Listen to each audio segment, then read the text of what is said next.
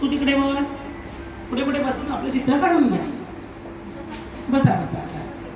आता आपला वर्ग जरा मोठा आहे ना, म्हणून पुढे मुक्त शिक्षण आहे. ठीक आहे, मी बघायला येणार ना तुम्ही चित्र कसं काढलेलं